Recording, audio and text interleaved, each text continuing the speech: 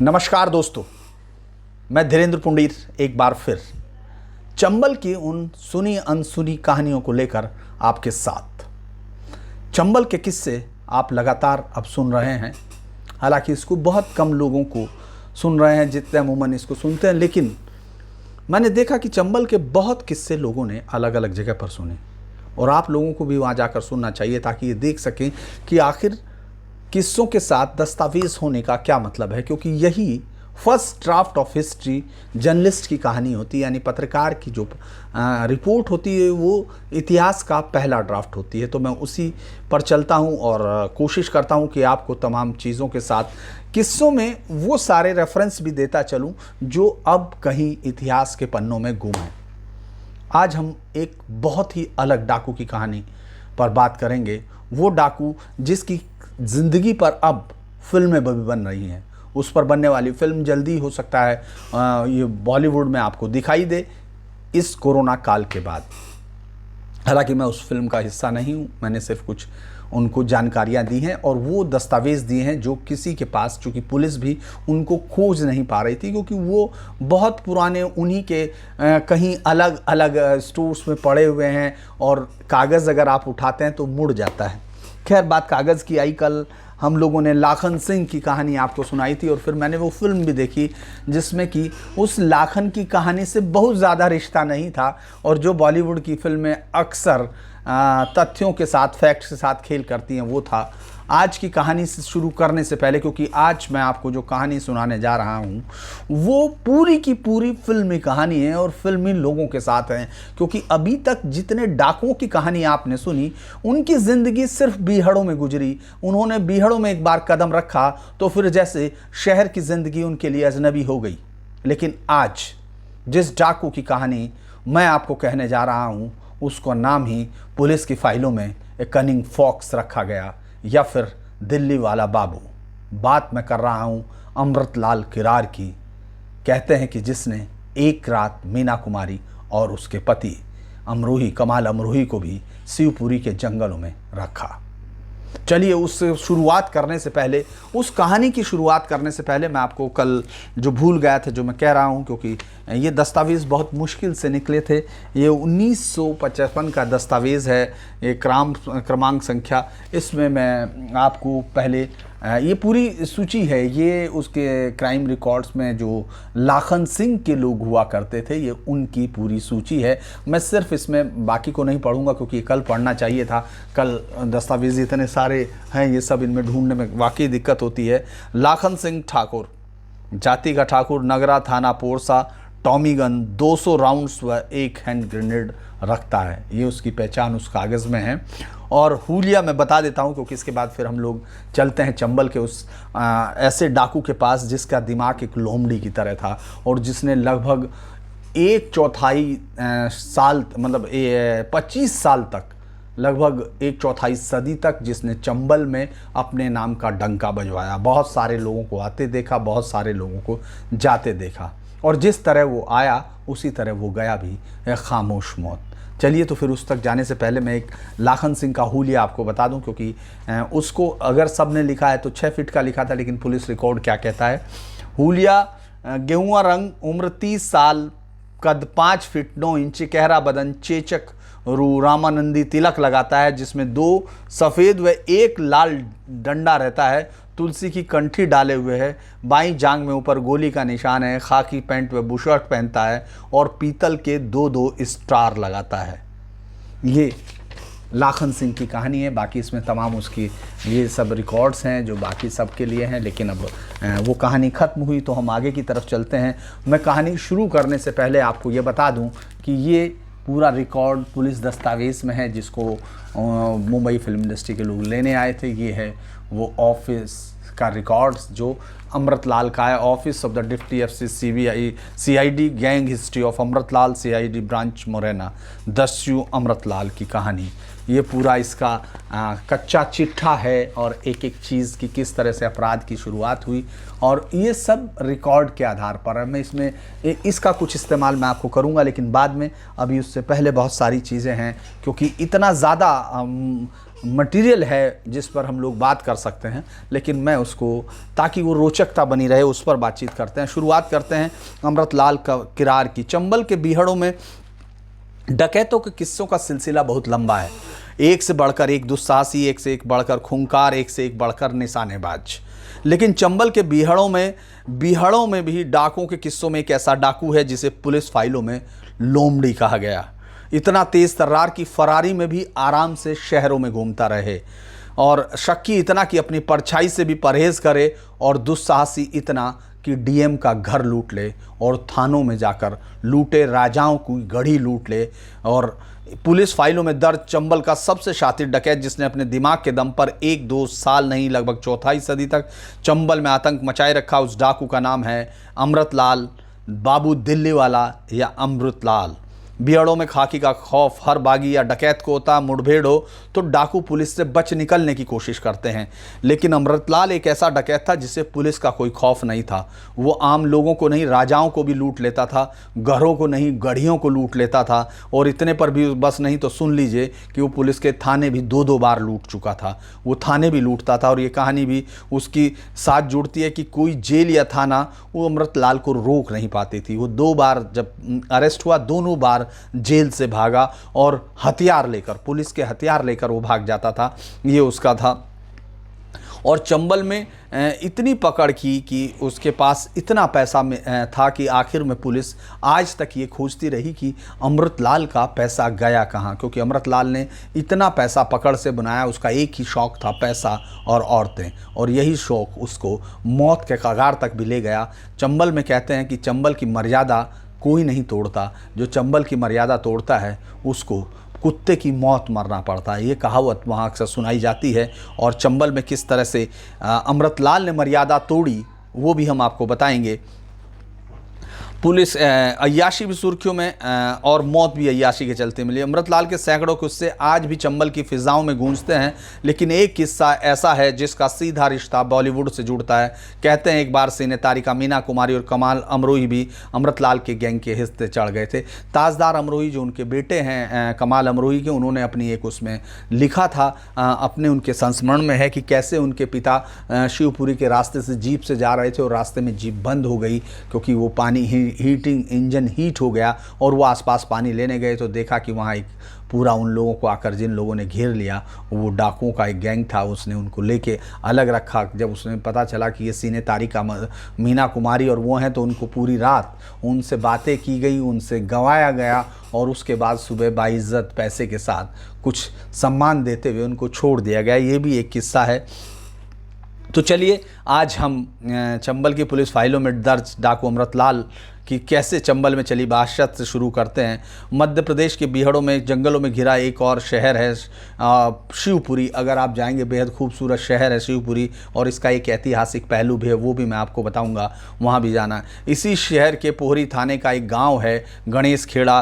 घने जंगल और उबड़ खाबड़ रास्तों के बीच में घिरे हुए इस गाँव तक पहुँचना आज भी आसान काम नहीं है, क्योंकि मैं काफ़ी पूछते पूछते जब गाँव तक पहुँचा था तो मुझे काफ़ी समय लग गया था इस गाँव के अंदर जाने में और उस गांव के परिवार को ढूंढने में। उसके परिवार का नाम आप आज भी जब लेते हैं अमृतलाल करार का नाम, तो वो आपको वहां तक पहुंचा देते हैं, उसके घर तक। उसका घर आज भी, उसके बेटे हैं जो नौकरी खेती करते हैं, एक अच्छी खेती वहां उनका घर है अगर गांव के हिसाब से देखें। लेकिन जो संपत्ति अमृतलाल ने बनाई थी वो अभी नहीं दिखती। हालांकि घर तिमंजला है, उसका जिक्र उस वक्त भी किया था। और शिव नारायण सिंह जो लहरी, जो वहाँ एसओ वहीं के, उसी के रहने वाले, शिवपुरी के वहाँ के रहने वाले, उनका उसके साथ जो एक लंबा मुकाबला चला था उसके भी जिक्र करेंगे।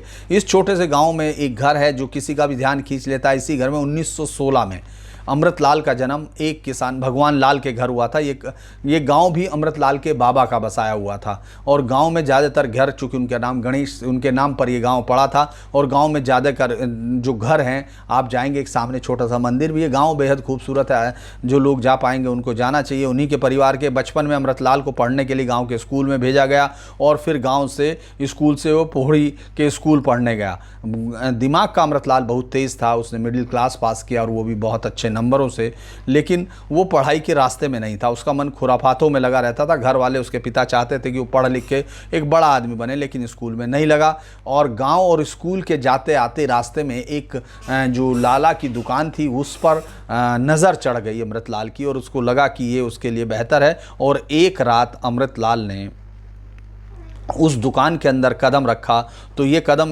दुकान के अंदर था, दूसरा कदम उसका अपराध की दुनिया में था।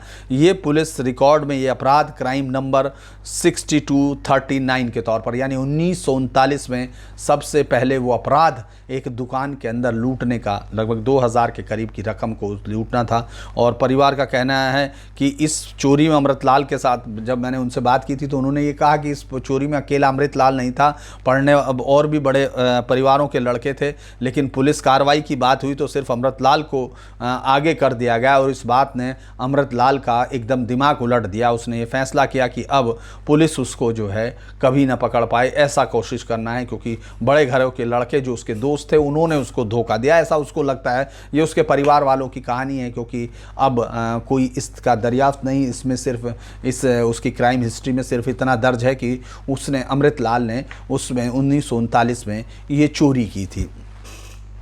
अब अमृतलाल का गिरफ्तार हो गया। पूरी थाने के लॉकअप में बैठे अमृतलाल ने एक ऐसा कारनामा किया कि पुलिस ही चौंक गई। इलाके में बैठे बैठे एक सिपाही को पकड़ लिया और 26 जून 1939 को हिरासत से निकल भागा। साथ में थाने से 2 मजल लोडेड राइफल और कारतूस लूट कर भाग गया। थाने में ये अपराध भी 68 नंबर की जगह पा गया, अगर आप उसको देखेंगे।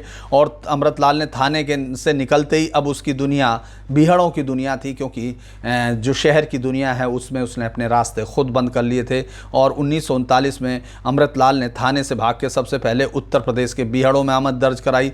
2 साल तक अमृतलाल का कुछ पता नहीं चला। पुलिस उसको ढूंढती रही, क्योंकि जिस तरह से थाने से भागा था उसलिए वो पुलिस की निगाह में सबसे बड़ा आरोपी था, लेकिन पुलिस उसकी गतिविधियों का पता नहीं लगा पाई। और 1939 में जब उसके बारे में 41 में पता चला तो अमृतलाल इटावा के जसवंत नगर के डकैत गोपी ब्राह्मण के गैंग में था। गोपी ब्राह्मण का गैंग जो है बहुत बड़ा उस समय यूपी के इस हिस्से में था, और गैंग में उसने गोपी को सिर्फ अपनी असलियत बताई। बाकी गैंग के लोग उसके बारे में कुछ भी नहीं जानते थे कि आखिर ये आया कहाँ से है, इतना नया लड़का, और जिसका दिमाग बहुत तेज चलता है, क्योंकि उस समय मिडिल क्लास को पास करने वाले भी डकैत कम ही थे। तो और इसको अमृतलाल को बाहर के बारे में जानने की बहुत वो रहती थी। वो शहरों में रहता था, अक्सर लूट के बाद वो शहरों में जाता था, और इसके बाद तो उसने एक अपनी पूरी आदत बना ली थी। वो मैं आपको बताऊंगा किस किस शहर में। गैंग में आते ही उसने लूट और डकैती के योजना बनाने का जिम्मा अपने कंधों पे उठा लिया। एक के बाद एक वारदात करनी शुरू कर दी। हर वारदात के बाद जो है वो कुछ दिन के लिए गायब हो जाता था। बीहड़ों से निकलकर वो किसी भी शहर में पहुंच जाता था। बस और ट्रेन के सहारे दूर दूर शहरों में लंबा वक्त बिताकर वापस चंबल में आता था। और इन्हीं कारनामों की वजह से अमृतलाल का नाम पुलिस फाइलों में बाबू दिल्ली वाला के तौर पर मुखबिरों ने दर्ज कराया, क्योंकि उसके ये बाएं हाथ पर जो उसका हाथ था उस पर भी जब पुलिस एनकाउंटर, मतलब जो वो मारे जाने की कहानी अभी मैं आपको बताऊंगा कि किस तरह की इंटरेस्टिंग कहानी थी वो। जब वो मारा गया तो उस समय उसके इस बाएं हाथ पर बाबू दिल्ली वाला गुदा हुआ था, यानी उसने उसको लिखवाया हुआ था। ये नाम उसको बहुत पसंद था और मुखबिरों ने भी पुलिस फाइलों में यही नाम दर्ज कराया था। उत्तर प्रदेश के ये पहुंच जाता था पैंट बुशर्ट पहनने वाला डकैत। ना पुलिस जानती थी उस समय तक कि ये कौन सा नया डकैत है जो चंबल के बीहड़ों में पैदा हो गया, पैंट बुशर्ट पहनता है। और ना ही बीहड़ों के बाशिंदे जानते थे कि आखिर चंबल का ये डकैत, उनके गैंग का ये बड़ा शातिर दिमाग डकैती के बाद गायब कहाँ हो जाता है। ये चंबल में अमृतलाल की आमद थी, ऐसी आमद जिसकी आवाजाही अगले 25 साल तक चंबल में गूंजती रही। उत्तर प्रदेश के बीहड़ों में अमृतलाल ने अपनी कारीगरी दिखानी शुरू कर दी। एक के बाद एक लूट और डकैती करने लगे, लेकिन शायद में चंबल का अमृतलाल को उस समय तक कोई नाम इस तरह नहीं जानते थे। लेकिन एक दिन अमृतलाल ने अपने दुस्साहस को दिखाने के लिए एक ऐसा काम किया कि पुलिस महकमा इधर से उधर खड़ा हो गया। अमृतलाल ने इटावा के डीएम एस के भाटिया ICS के घर लूट कर डाली। उसने इस डीएम का घर ही लूट लिया। यानी इस तरह का इससे पहले कभी कोई घटना नहीं हुई थी। इसके बाद अमृतलाल ने कानपुर में एक मिल से हथियार लूट लिए। अब गैंग के पास हथियार भी कुछ हो गए और 1942 में इटावा के जसवंत नगर में 2 बड़ी डकैतियां डाली। 1943 में अमृतलाल अपने सरदार के साथ ग्वालियर में एक बड़ी डकैती डालने पहुंचा और लेकिन मुठभेड़ में गोपी गिरफ्तार हो गया। मुठभेड़ लंबी चली और मुठभेड़ से निकल नहीं पाया। गोपी, उसको गोली लगी और वो वहां गिरफ्तार हो गया। लेकिन उसके बाद अब गैंग की कमान निर्विवाद तौर पर एक ही आदमी के पास थी, चूंकि वो पूरी स्कीम बनाता था, पूरी योजनाएं बनाता था, और वो था अमृतलाल। अब अमृतलाल ने गैंग की कमान संभालते ही तवाड़ तोड़ डकैतियां डाली और कत्ल किए और हर मौका वारदात पर अमृतलाल अपने गैंग के साथ मौजूद रहा। 1944 में यूपी पुलिस ने आखिरकार अमृतलाल को पकड़ने के लिए पूरा एक ऑपरेशन लॉन्च किया। उसके गैंग के लोगों की निशानदेही की जाने लगी और किन किन लोगों के साथ वो जाता है, किन किन गांव में उसकी रिहाइश है, उस तक पहुंचने वाले सामान को कौन पहुंचाता है, इस पर मुखबिरों का एक पूरा समंदर उतार के रख दिया गया और आखिरकार वो सूचनाएं पुलिस को मिलने लगी। इसी समय अब यहाँ से निकलने के लिए वापस अमृतलाल, इसी बीच में अमृतलाल का एक किसी से झगड़ा होता है, उस पर गैंग में गोली चलती है और अमृतलाल अब यहाँ से यूपी से निकलकर वापस मध्य प्रदेश के जंगलों में जाता है। अब फिर छिपने के लिए शिवपुरी के जंगलों में पहुँच जाता है। जंगल में रहते रहते अब अमृतलाल ने शिवपुरी पर अपनी निगाहें डलाई, क्योंकि वो उसका अपना शहर था, अपना इलाका था, उसी इलाके को जड़ से पहचानता था। लिहाजा उसने जंगल में रहते रहते उसने इलाके में लूट, डकैतियाँ और पकड़ शुरू करनी चढ़ दी और अब अमृतलाल के गैंग का नाम उत्तर प्रदेश के इटावा, मैनपुरी, मध्य प्रदेश में शिवपुरी, गुना, मुरैना, ग्वालियर और राजस्थान के सवाई माधोपुर और कोटा तक में दर्ज होने लगा। पुलिस अमृतलाल के पीछे थी और बेपरवाह अमृतलाल शहरों में आराम से घूमता था। 1946 में आगरा शहर में एक तलाशी के दौरान, ये चंबल में पुलिस ढूंढ रही है, उधर अमृतलाल शहरों में, अलग अलग शहरों में बड़े होटलों में ठहरता है। पुलिस रिकॉर्ड्स में ये भी दर्ज है कि शायद ही ऐसा कोई बड़ा होटल रहा होगा बड़े शहरों का, जिसमें मुंबई, कानपुर, दिल्ली, लखनऊ, इन तमाम शहरों में वो बड़े होटलों में ना रहा हो। उसका एक स्टाइल था कि वो जाते ही जैसे ही लूटा, पैसा लेके तुरंत निकल लेता था और उसको अय्याशियों पे बर्बाद करके कुछ महीनों बाद वापस फिर अपने चंबल के उस गैंग में लौट आता था। लिहाजा अमृतलाल पर पुलिस 1946 में आगरा शहर में अमृतलाल अवैध असलहों के साथ पुलिस के हत्थे चढ़ गया। पहचान होने पर अमृतलाल डकैती के मुकदमों की अब झड़ी लग गई। चूँकि उसकी पहचान हो चुकी थी, उसको 18 साल की कड़ी सज़ा सुनाई गई और अमृतलाल पर अलग अलग शहरों में डकैती के चार्ज थे। लिहाजा पुलिस उसको अलग अलग शहरों में लेकर जाती थी। ऐसी एक पेशी में शिवपुरी में भी हुई और इस बार कोलारस के थाने में, चूँकि उसका एक बहुत ही खूबसूरत वर्णन एक और राइटर की किताब में है, जो मैं यहाँ मेरे पास, चूँकि आज बहुत कुछ किताबें हैं जिनको मैं आपके सामने पढ़ना चाहता हूँ, लेकिन इससे क्या होता है कि ये लंबा होता है और आपको भी शायद थोड़ा सा किस्से में बोझिलता होगी। लेकिन उसका किस्सा ये है, वो राइटर उस समय वहीं कोलारस थाने के बराबर में, मैं उस कोलारस थाने में, वो थाना उस जगह से हट गया है, लेकिन अभी भी आप वहाँ जाएंगे तो उसके टूटे हुए खंडर उस थाने के दिखते हैं। उसके बराबर में एक टूटा हुआ प्राइमरी स्कूल है, जिसमें उस राइटर ने उस समय बैठा हुआ था कि एक आदमी की आवाज़ आती है, जय जय राम मास्टर जी। तो एकदम मुड़कर देखता है, वो सब बच्चे मुड़ के देखते हैं। वो राइटर भी छोटा सा, जो उस समय 6th क्लास में था, वो भी मुड़ के देखता है। तो पूछता है ये कौन, की एक नवयुवक जो है, 2 पुलिस वाले, उसको पुलिस वाले पीछे तक बांधे हुए हैं और वो रस्सियों से बंधा हुआ चलता हुआ जा रहा है और सर पर उसने गांधी टोपी बैठी हुई। तो उसका साथी बोलता है धीरे से कि ये मशहूर डकैत अमृतलाल है। अमृतलाल को कोलारस थाने में बंद कर दिया जाता है। तो अब यहाँ कोलारस थाने में एक रात गुजरती है कि अगली ही रात अमृतलाल वहाँ से भागने में कामयाब होता है। इस बार अमृतलाल अकेला नहीं गया, अपने गैंग के 2 डाकुओं माता प्रसाद और साधु राम को भी लेकर भागा था और साथ में 3 दूसरे कैदियों को भी लेकर भागा और इस बार भी वो हथियार लेकर भागने में कामयाब हुआ। यानी उसकी पुलिस के थानों के साथ उसको ऐसे लगता था जैसे वो एक खेल हो। 2 साल तक अमृतलाल ने फिर इलाके में ताबड़तोड़ वारदात की। एक दिन ग्वालियर शहर की पुलिस के हत्थे चढ़ गया। अवैध हथियारों के साथ गिरफ्तार अमृतलाल को सजा काटने के लिए जेल भेज दिया गया।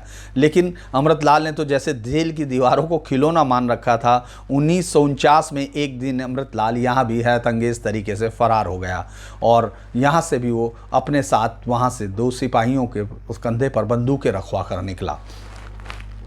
ग्वालियर से फरार होने के बाद अमृतलाल एकदम से बदल गया। गैंग ने बेगुनाह लोगों को मारना और जिंदा जलाना भी शुरू कर दिया। 1950 में मैनपुरी के एक गांव में 5 लोगों को डकैती के दौरान जिंदा जला दिया गया। एक के बाद एक डकैती। चंबल के बीहड़ों के बाहर अमृतलाल का नाम दहशत का नाम बन रहा था, लेकिन चंबल के बीहड़ों के अंदर अमृतलाल का नाम एक दूसरी वजह से बिगड़ रहा था। अमृतलाल की अय्याशियाँ उसके गैंग के लोगों की निगाह में भी अब चढ़ने लगी, क्योंकि चंबल में इस बात को बहुत माना जाता है कि आखिर उस समय तक माना जाता था, अब उसका कोई मतलब नहीं है। अब वो तमाम डाकू या तमाम लोगों के कोई किस्सों में कोई इस तरह की बात नहीं आती है जो कि उस समय कहा जाता था, क्योंकि 50 की है उस वक्त चंबल बड़े बड़े नाम से गूंज रहा था। उसी वक्त मान सिंह, लाखन सिंह, रूपा पंडित, पुतली बाई, सुल्तान सिंह, ये तमाम गैंग, फिरंगी सिंह, ये तमाम गैंग वहाँ घूम रहे थे। चंबल के डकैतों ने अपने कुछ उसूल बनाए थे जिन्हें आसानी से या फिर लोगों की नज़रों के सामने कभी नहीं तोड़ना था। और सबसे पहला था उसूल की गैंग के सदस्यों के परिवार पर गैंग का कोई आदमी बुरी नज़र नहीं रखेगा। लेकिन अमृतलाल के अय्याशियों ने सारे बीहड़ के सारे उसूलों को धता बता दी थी। अपने ही गैंग के जेल गए हुए सदस्यों के परिवार की महिलाओं के साथ अमृतलाल अब अवैध रिश्ते बनाने लगा था।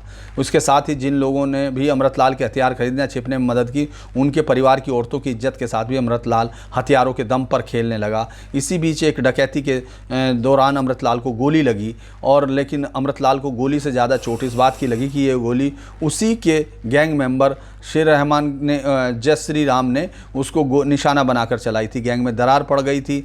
जय के साथ जो गैंग के कई लोग हो गए थे जो अमृतलाल के अय्याशियों से नाराज़ थी।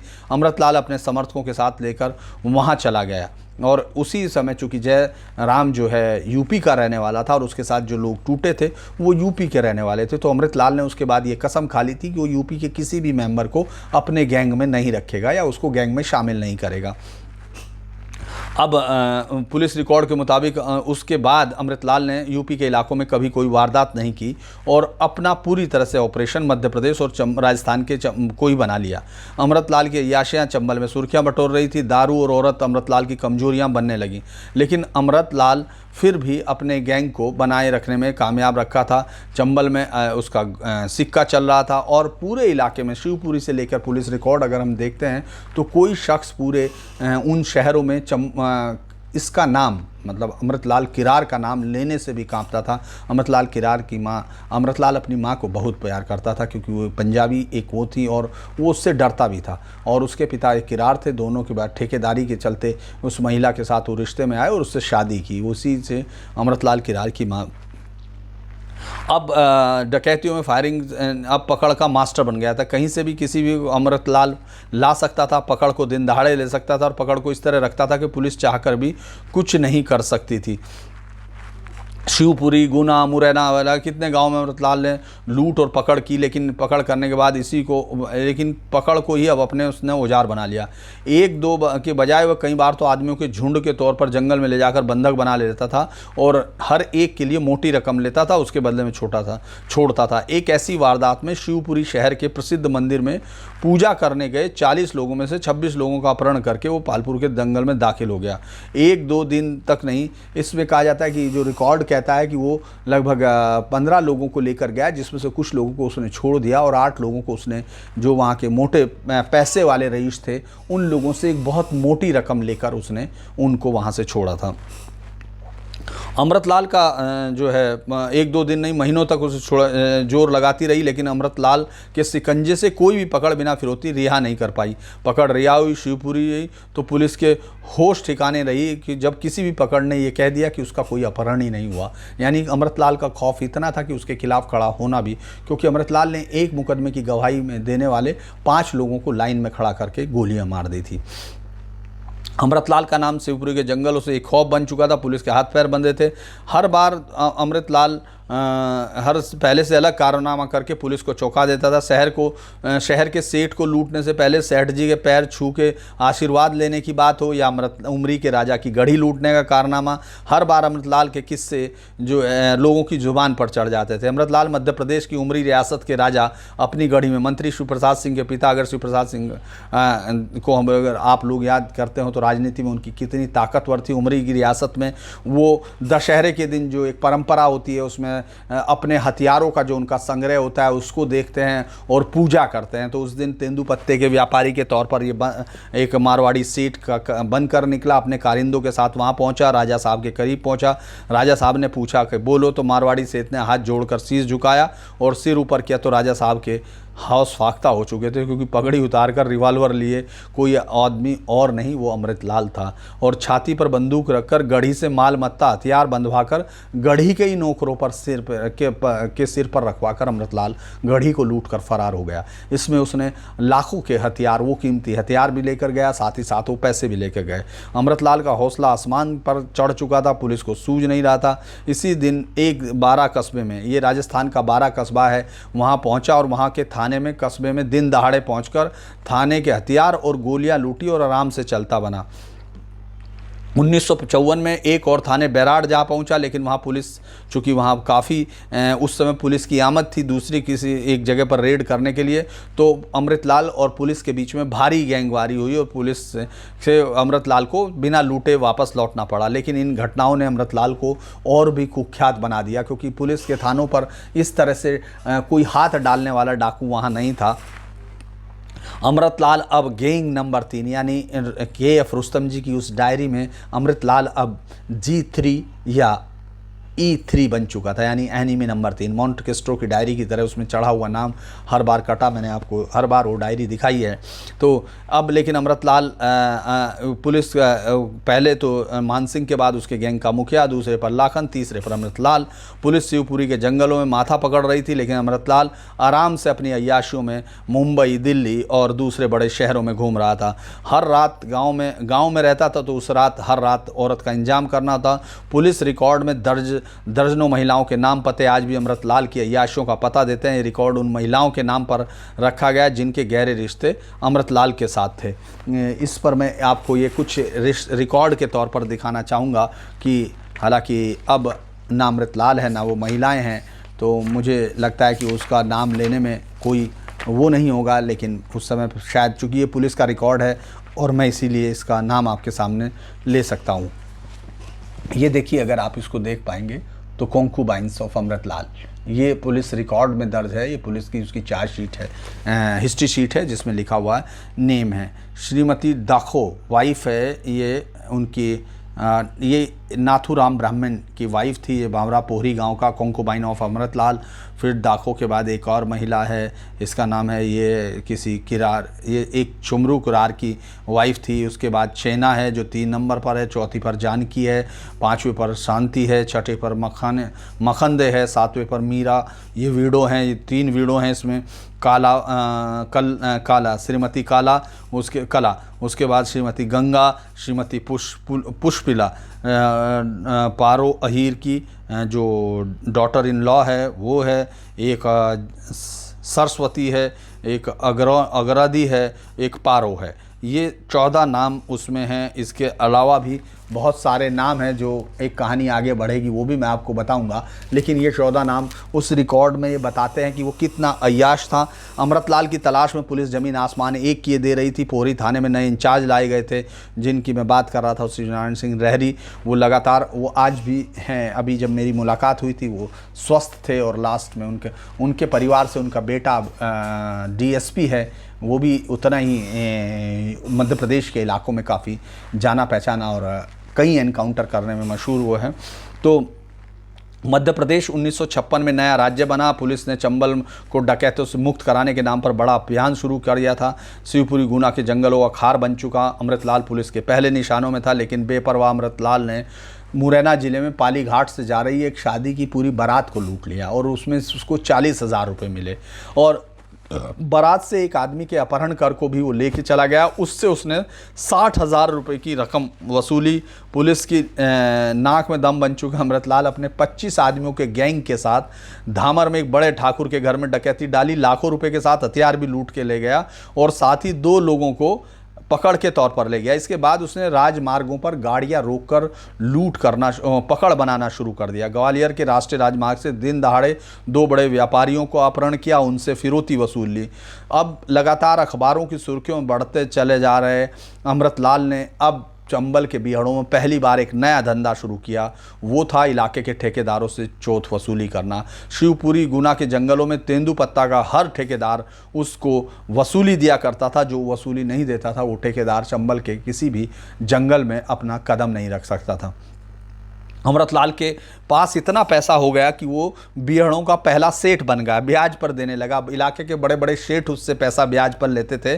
चंबल में एक बड़ा किस्सा ये भी है कि चंबल का जो सबसे बड़ा कातिल माना जाता है ठाकुर लाखन सिंह तोमर, एक बार उसको ज़रूरत पड़ी हथियार खरीदने के लिए तो उसको भी 50,000 रुपया उधार के लिए दिया। और अमृतलाल ने पैसे के दम पर एक बहुत बड़ा पुलिस से बड़ा मुखबिर तंत्र खड़ा कर लिया था। उन पर अमृतलाल पानी की तरह पैसा बहाता था। KF रुस्तम जी ने अपनी किताब में लिखा कि 50 के दशक की शुरुआत में एक नाई के हेयर कट से अमृतलाल इतना खुश हो गया कि उसने उसको 100 रुपये का नोट उस वक्त दे दिया गया। इतना ही नहीं, एक मुखबिर जब उसको कई मील चलाकर साइकिल पर आकर उसने पुलिस की मूवमेंट की सूचना दी तो बदले में उसको 1000 रुपया उस वक्त अमृतलाल ने दिया। लेकिन उसकी अय्याशियाँ अब उसके खिलाफ जाने लगी। अपने इलाके के लोग उसको अपना दुश्मन मानने लगे। औरतों को लेकर उसके लफड़े फैलने लगे। अपनी अय्याशियों और शराब की लत ने उसकी समझदारी को हवा कर दिया। एक वारदात में वो अपने 10 रिश्तेदारों के गांव में ही चढ़ा और गांव में कई लोगों को मौत के घाट उतारने वाले अमृतलाल को अपने दुश्मनों का नाश करना एक खेल लगता था। दुश्मनों का नामो निशान मिटा देना। इसी सनक में वो पुलिस के थाने उड़ाने चलता था।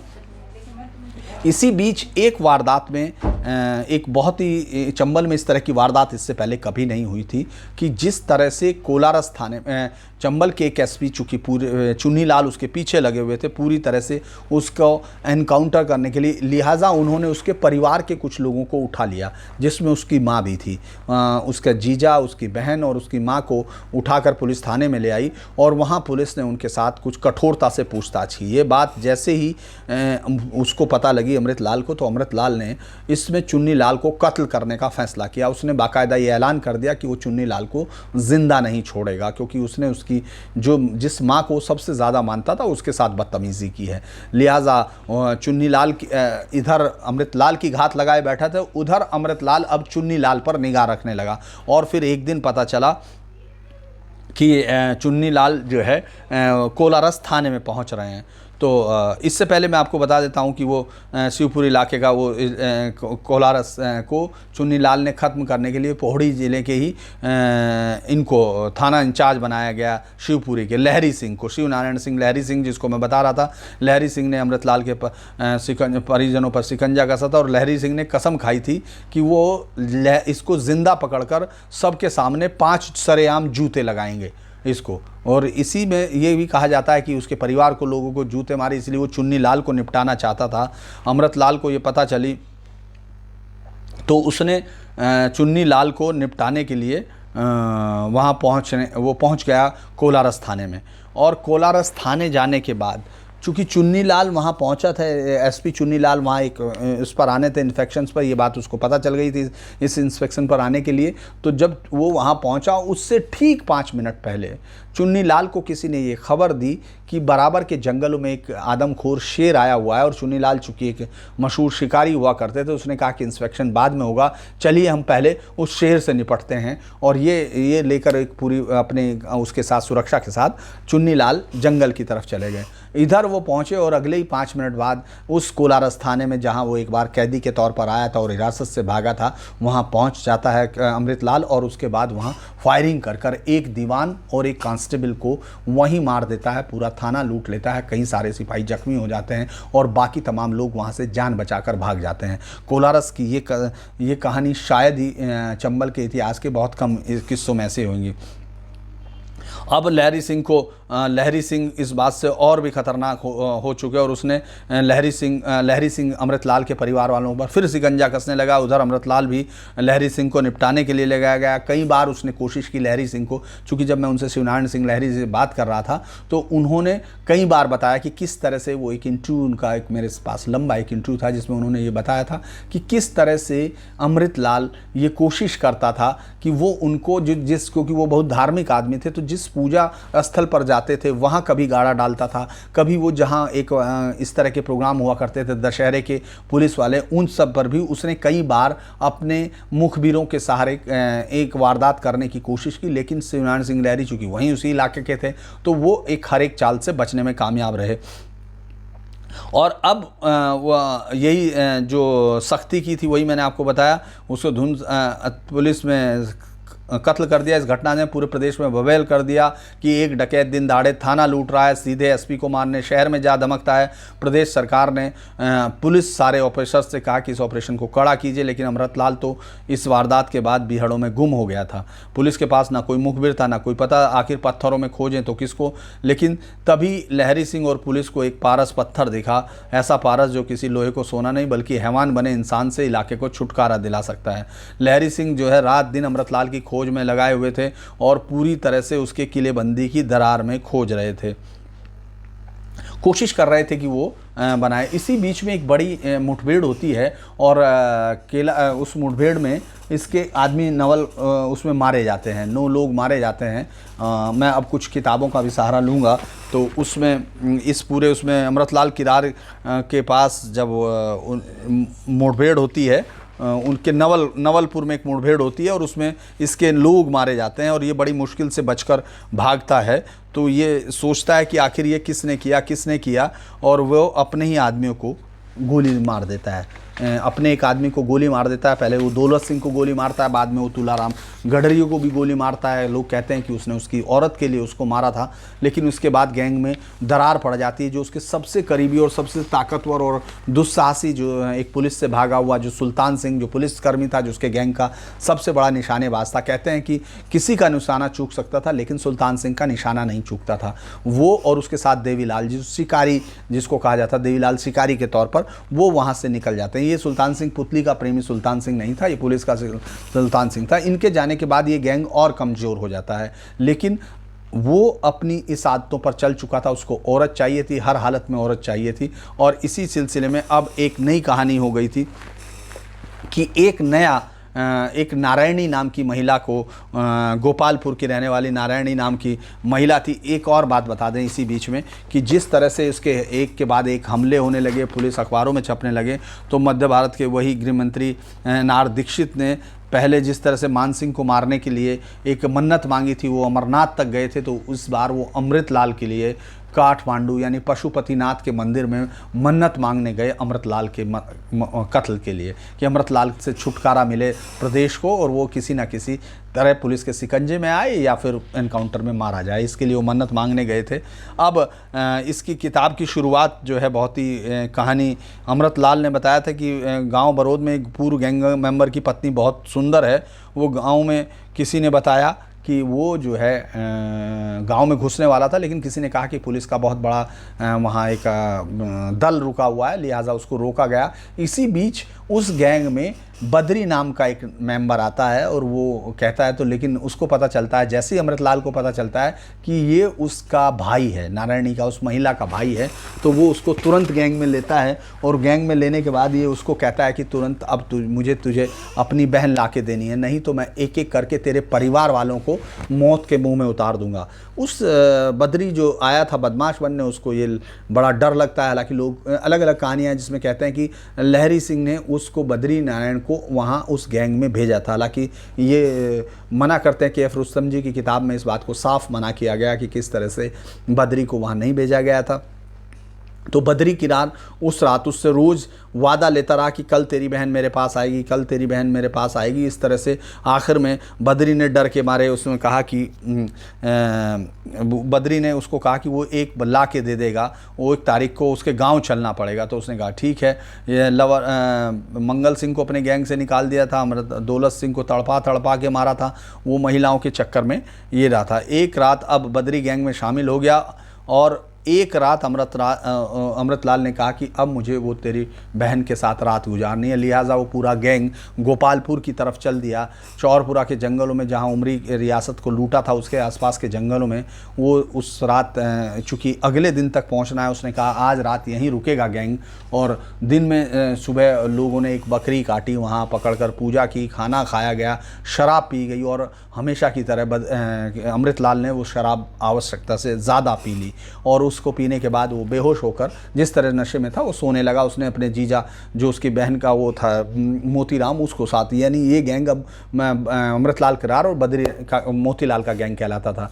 और इस बार जिम्मेदारी दे दी गई बद्री को गोली चलाना अभी कुछ ही दिन पहले बद्री ने इससे सीखा था, तो उसको बड़े शौक से सिखा रहा था और ये बता रहा था कि उस पर 20,000 का इनाम है मध्य प्रदेश पुलिस की तरफ से। अलग अलग इनाम अलग थे, लेकिन मध्य प्रदेश का वो हैंडबिल बाद में उसकी जेब में भी मिला जब वो मारा गया था उसकी बॉडी की तलाशी में उन बहुत सारे सामान के साथ। अब बद्री उस समय बैठा हुआ था, बद्री को ये मालूम था कि कल उसको अपनी बहन को इसको सौंपना पड़ेगा।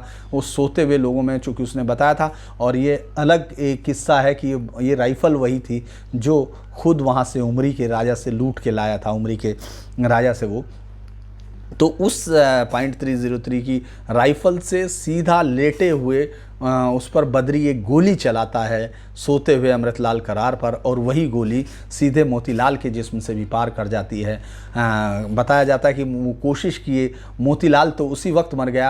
अमृतलाल ने एक बार उठकर कोशिश की और अपनी खुली आंखों से देखा कि आखिर उसको गोली चलाने वाला है कौन, तो वो बद्री किरार था और वहीं गिरकर मर गया। बाकी गैंग के मेंबर जैसे ही उठे तो बद्री ने और हड़बड़ाहट में फायरिंग की, जिसको सुनते ही वो लोग चूँकि सोए हुए थे अचानक भागे अपनी जान बचाकर, और उधर बद्री ने वहाँ से 2 राइफलें उठाई और सीधा भागते हुए थाने पहुंच गया। थाने में जैसे ही जो इंचार्ज बैठे थे, ये 18 अगस्त की बात है, जो गैंग चल चुका था, 19 को इसका कत्ल हुआ और अमृतलाल की आखिरी भूल थी। लाखों गोली में, लोग कहते हैं कि चंबल में चली हुई लाखों गोलियों में शायद सबसे कीमती गोली थी।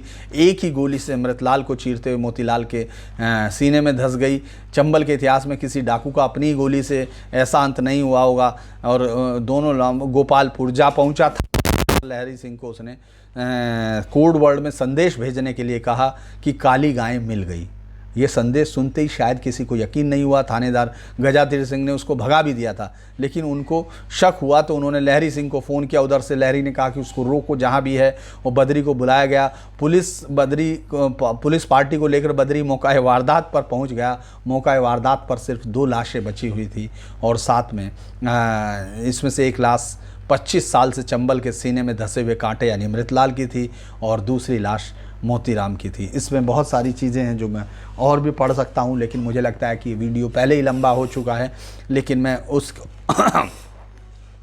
As end of a clever fox, Amritlal की मोटी फाइल में आखिरी शब्द दर्ज हुआ। पुलिस प्रमुख FG रुस्तम जी ने कहा कि end of a clever fox यानी एक चालाक लोमड़ी का अंत है। This ended the criminal career of a man who starting from thieving, committing almost every serious crime known to the law. In his active career of 23 years, he committed hundreds of serious offenses in UP, Rajasthan, MP and collected an enormous sums of money. His death will relieve the people of a large tract of central India from the fear of डकैती। ये उनका लिखा गया था, लेकिन मैं आपको वो और चीज़ें, लंदन टाइम्स ने उसके लिए लिखा था कि the scholarship boy gone wrongs and a banker among the bandit. कहानियाँ और भी हैं, फिर भी मैं चलते हुए एक और बता देता हूँ। तरुण कुमार भादुड़ी से इसकी मुलाकात बड़ी इंटरेस्टिंग हुई। तरुण कुमार भादुड़ी जंगलों में घूम रहे थे, वो शिवपुरी के इलाकों में वो इस पर इसके लिए काम करना चाह रहे थे, इसके बारे में जानकारी हासिल करना चाह रहे थे। शिवपुरी के एक गेस्ट हाउस में, जो जंगल का फॉरेस्ट गेस्ट हाउस था, उसमें रुके हुए वो खाना ही खा रहे थे कि अचानक एक सामने से एक पुलिस की वर्दी पहने हुए एक आदमी आता है और उनसे कहता है कि क्या मैं आपके रूम में 2 मिनट के लिए आ सकता हूँ। वो उसको कह देते हैं आइए। वो अपना कुछ खाना शुरू ही करने वाले थे, अचानक वो कहता है कि क्या मैं यहाँ अपना खाना खा सकता हूँ। उसमें गुस्से में वो कुछ कहना चाह रहे थे कि इससे पहले ही उसने कहा कि आप कुछ पिएंगे, और जैसे ही वो अपना बॉक्स खोलता है तो उसमें उनको ब्लैक डॉग मार्टिनेल और ये तमाम महंगी शराबें दिखने लगती हैं, तो उनको लगता है कि मैं अपना आकर्षण रोक नहीं पाया और वो तुरंत विस्की के ग्लास में हो गई। वो आदमी उनसे पूछता है, मैं आपसे जानना चाहता हूँ कि आखिर आप आए किस लिए हैं? तो बताते हैं कि मैं शिव उससे मिलने आया हूँ, क्या नाम, उसके बारे में जानकारियाँ अमृतलाल के इकट्ठी करने आया हूँ। तो कहते हैं कि आपको लगता है कि अमृतलाल मिल पाएगा? तो वो कहते हैं कि हाँ मुझे लगता तो है, क्योंकि उस पर 20,000 का इनाम है। तो वो आदमी कहता है कि क्या कभी पुलिस 20,000 के इनाम से अमृतलाल को पकड़ पाएगी? तरुण कुमार भादुड़ी उससे पूछते हैं कि क्यों? तो बहुत ज़ोर से हंसता है ठहाका लगाकर, और एकदम उठकर जब चलने लगता है तो तरुण कुमार भादुड़ी उससे पूछते हैं कि आप कौन हैं? तो मुड़कर हंसता है उतनी हंसी के साथ और कहता है कि मैं डाकू अमृतलाल हूँ। तो ये किस्सा भी उनकी किताब में है। नमस्कार।